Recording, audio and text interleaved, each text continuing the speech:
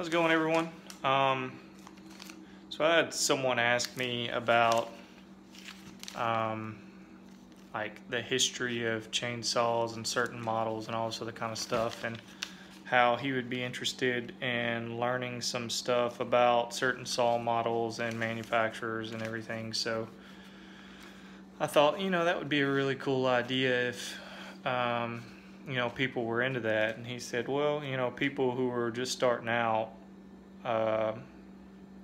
would be into that kind of thing. So I'm going to do like a series of videos on certain manufacturers and certain saws and their specs and the history of the company and that type of thing. So I'm about to show you some saws here, and this will be the first company that I decide to talk about. I've done a lot of research on this particular company and trying to get most of my dates right, but without physical records of all this kind of stuff, it's just one of those things. It's just dates you find on the internet, so take it all with a grain of salt, because it could all be wrong. Who knows? It's just the only thing that's out there. So if I mess something up and you know better, please feel free to correct me whenever you find I'm wrong, which I'm wrong a lot. And I encourage it because I don't want to be giving out false information. So I'm about to show you our first topic. So here we are. This is the first manufacturer that I'm going to talk about. As you can see, it's a very popular saw brand. Good old Homelite. Such great saws. Has an awesome history. The blue Super XL there. And then the red one that I got from my grandfather-in-law that basically started this whole thing for me. It basically set the wheels in motion for pretty much all that I do on here. So just give you another quick glance at everything. Such great saws.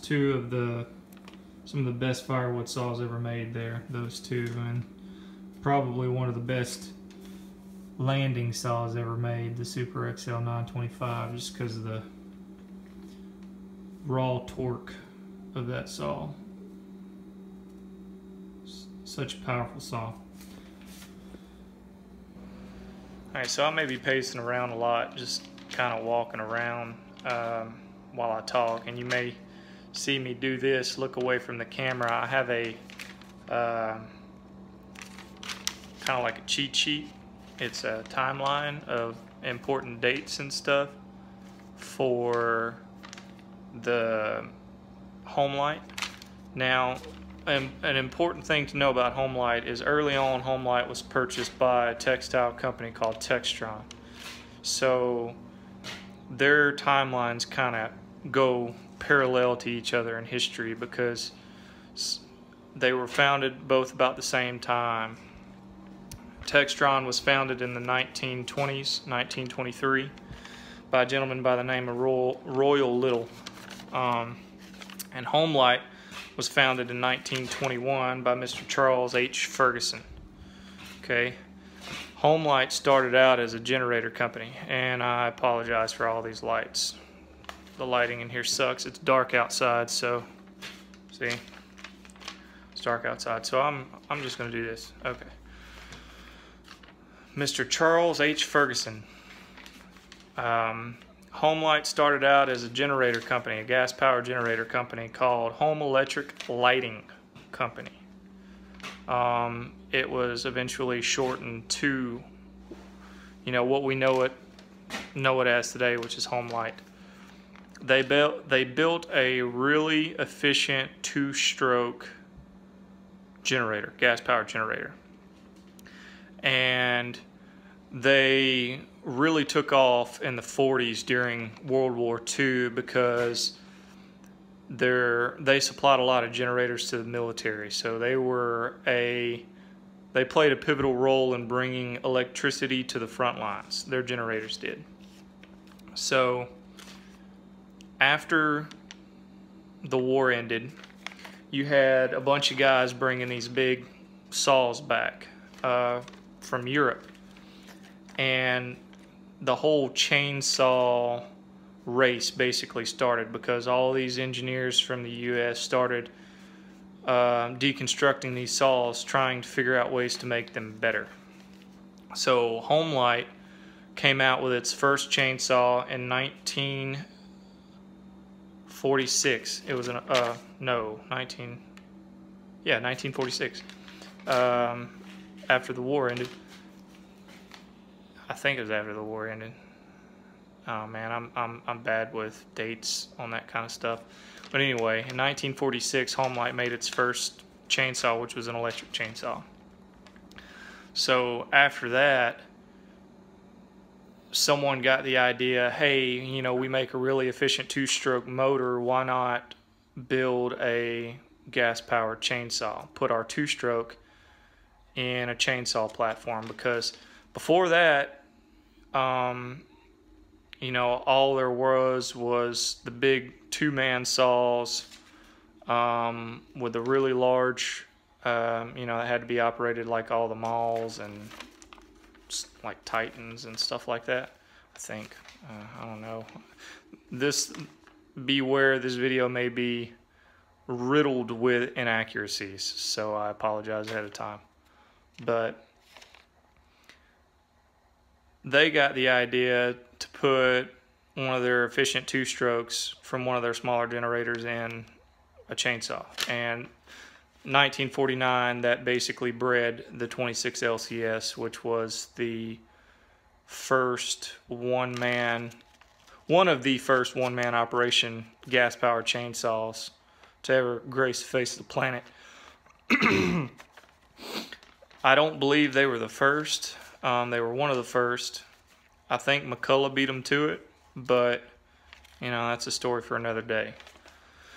So after the 26 LCS in Homelite kind of gained some popularity, and in 1955 Textron wanted to branch out into other industries besides textiles.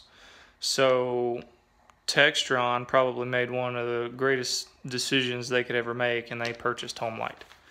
Upon purchasing Homelite, I know a lot of you probably know or have heard Terry saws, Terry Industry, Terry Machinery. Yeah, it's Terry Machinery.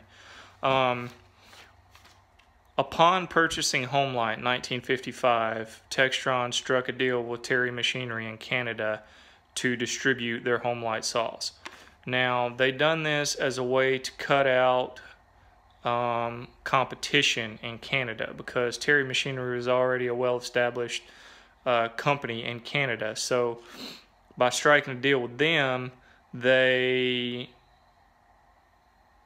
efficiently took out a competitor, and it was a great marketing strategy because Terry Machinery already had distribution circles and everything in Canada, so it worked out perfectly.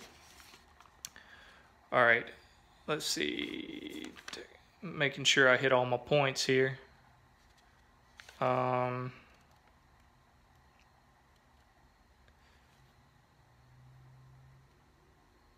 It was in 1960 that they purchased 1955. All right, so in 1960,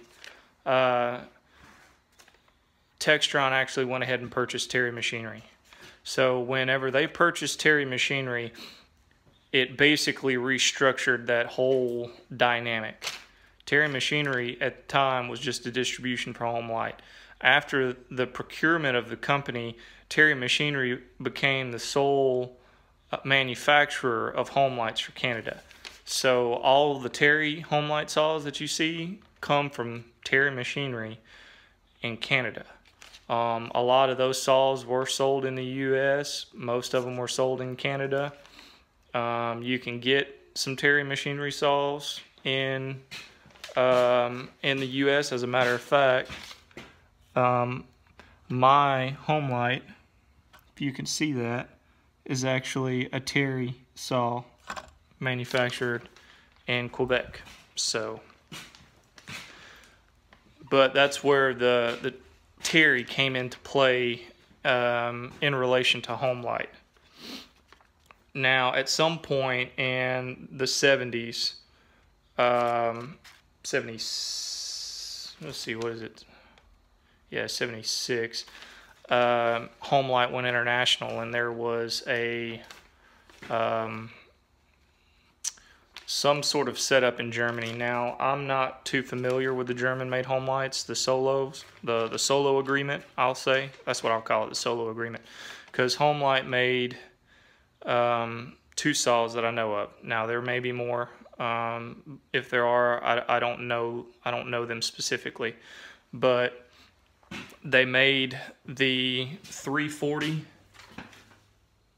and the 290, which is based off the Solo 649s and the Solo 654s. Those were manufactured through Solo over in Germany for Homelite. All right.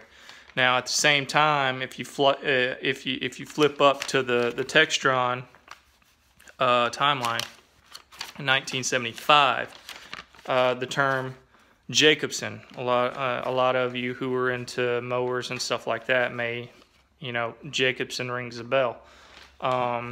Jacobsen was a huge lawn care industry, a large manufacturer of mowers and stuff. So in 1975, Homelite purchased Jacobsen. They procured Jacobsen. Now, around 1984, what I was reading was Jacobsen actually manufactured engines and stuff for other companies and, made lawnmowers and stuff like that. Well, in the 80s, a date that was thrown out was like 1984. They said around, so it's just word of mouth, something I read on the internet. Everything on the internet is true. So in the 80s, Homelite took over, or kind of merged with Jacobsen to allow Homelite to get in the lawn care industry and have their own line of mowers. So that's where Homelite Jacobsen come from. Is Textron merging the two companies to try and get Homelite, which is, a well-established brand, so is Jacobsen, but they tried to merge the two, I guess, as a marketing strategy to get more business. Now, unfortunately, in, 1988, around, it says, I have down here a specific, Homelite made lots of good saws. They started out real strong in the 60s. They had good stuff in the 50s. They got really strong in the 60s, but, most of the 60s was dominated by McCullough. Homelite got really strong in the 70s with their Super XL saws, the Super XL line. Now the 350, 360, 450, 550, 650, 750, 650 Supers, those were great saws. They were heavy as all get out, but they were great saws. They were built like tanks. And those started rolling out mid to late 70s. And those were really good really good saws. The 750 was probably one of the last big cube saw Homelite made. After that, then they rolled into a smaller set of saws, but instead of the horizontal mounted cylinders, they went to the vertical mounted cylinders, which at that time in the 80s, it was a well-known fact that your vertical cylinders, I say well-known fact, take that with a grain of salt. But apparently vertical mounted cylinders performed better than the horizontal mounted cylinders. So Homelite went back to that. The 330 was a horizontal cylinder, but your 410 and 540s, which were like the last two real good saws Homelite made, were vertical cylinders. They released the 540 in 1988, according to Mike Akers' site. Now, those were like the last real good Homelite saws. Unfortunately, in 1994 is when Homelite took a turn for the worst. I say it took a turn for the worst because Techtronic sold Homelite in 1994 to John Deere. It wasn't completely the end of John Deere. John Deere. It wasn't the complete end of Homelite because John Deere moved the production to a different state and continued to manufacture, the 410s and the 540s, and I think there's a 545 and the 8800s. And they even branded a bunch of saws John Deere. The Super XL automatic, which is like the 350 CS or something like that, and then the 550 CS, I think, which is the big 540 in John Deere colors. But they continued to produce those. And it's after John Deere let them go that it pretty much killed Homelite, because they sold them to a Korean company called Techtronic Industries, something like that. In 2002 they sold them. So in 2002 they sold it to the Korean manufacturing company, and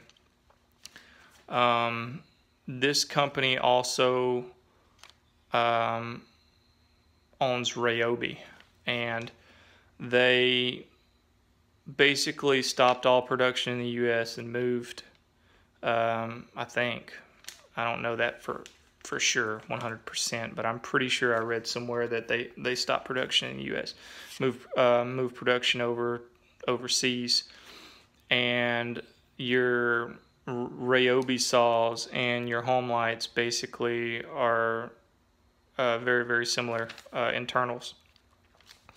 And that was the point at which Homelite in my mind died.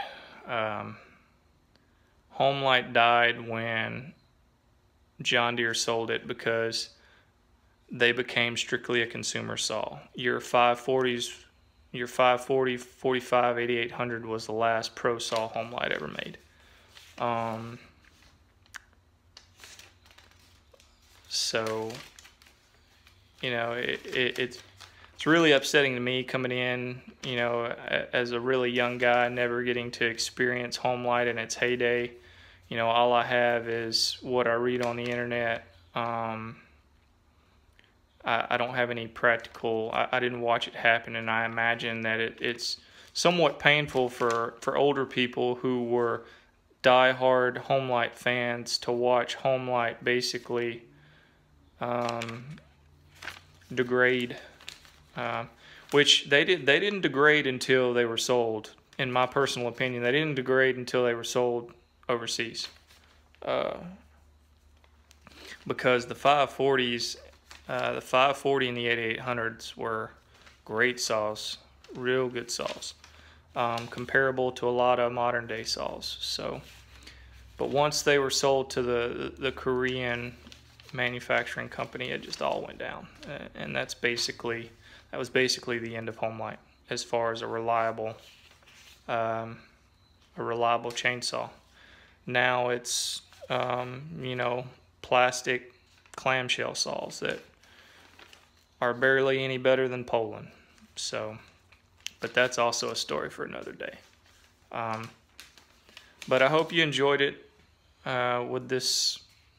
I'm just trying this out. If people enjoy this kind of thing, then I'll continue to do it, because I have lots of manufacturers I'd like to talk about, like McCullough, Poland for one, and one of the biggest things is everybody says Poland different You know, I grew up in Louisiana, so I pronounce it how it was pronounced down here in Shreveport, where it was born. And even there's a commercial, you know, you can go watch the commercial. It's Poland. P-O, sounds like Pole and Poland. And, you know, a lot of people may fight me on that, but, you know, I know the truth. So, y'all have a good one. And next time you see me here, I'll probably be talking about Poland. Y'all have a good one. Catch y'all later. Alright, so after watching this video, the light in my shop made my nose look extremely crooked. I'm sure a lot of you will notice. And the reason it's crooked, or it looks crooked, is because it's a little crooked. When I was in college, I had an accident. My skateboard hit me and rearranged my face right here. Busted this nostril all up and come across the top of my nose. It looked really bad, but that's why my nose looks like that. I had an ENT tell me that everything's fine now. He's like, but in the future you're probably gonna have to have surgery. So as long as I can still breathe, I'll be okay. Want to see my doggies? Aspen. There's my puppy, Aspen. And then you have this big guy right here is Oak. Oak. He'll lick you to death. And then Aspen's always got Dobby ears, is what we call it. She looks like Dobby. See? Doesn't she? Anyway, y'all have a good one.